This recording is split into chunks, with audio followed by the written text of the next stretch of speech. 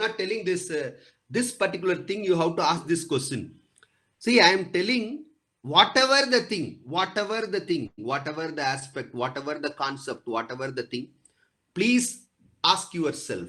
Please ask yourself what, why, and how. First, get clarity in that particular thing. Once if you get the clarity in this particular concept, then automatically you can easily crack the thing. You can easily play with the things.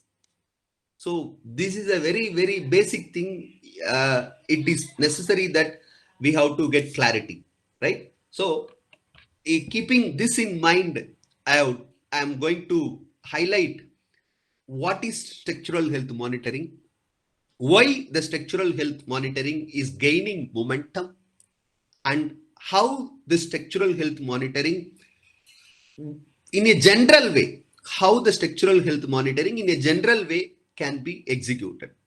So this is the thing I'm going to highlight in the first few slides, and then I will take you to the sensors, what are all the different types of sensors available and how it is used, and then we are going to see few examples, that is few case studies, how it is adopted in some of the buildings.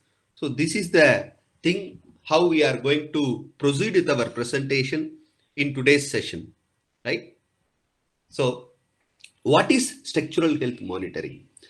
The process of implementing a damage detection and characterization strategy for engineering structures. So that is structural health monitoring.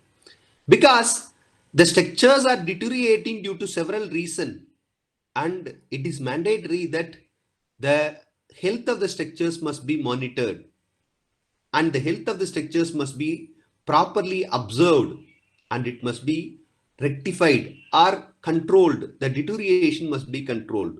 So that is one of the important reasons the structural health monitoring is gaining momentum. The process of implementing a damage detection and characterization strategy for engineering structures, that is called structural health monitoring, right? Fine.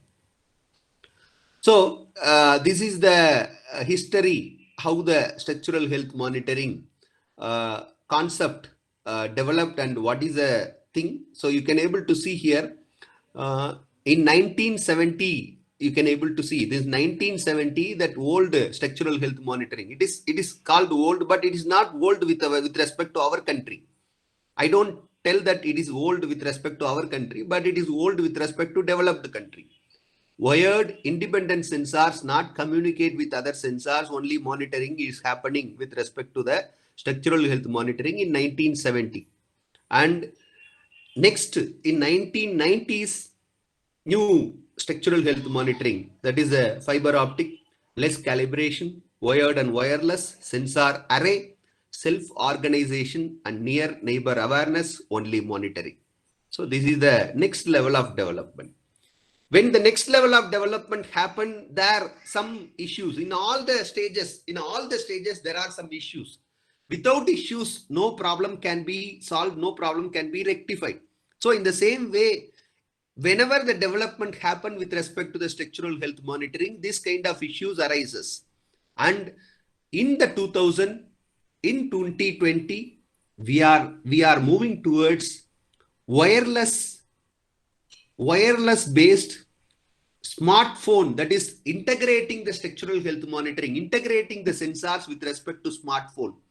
So that kind of laser based concept. Now we are moving towards the laser based concept. That is the thing. Active structural health monitoring, self-healing structures, self-healing structural health monitoring, and smart particle, self-assembly, smart sensor, cooperation between sensor nodes. These are all the development in the recent 2020. And also another important thing, now we are integrating the sensors. 2-3 sensors are integrated, and it is we are trying to adopt the sensors, integrated sensors in our practical application. That is one of the important thing. Right, fine. Then before going to the another important next slide, I want to highlight another one important thing. Like in our construction activity,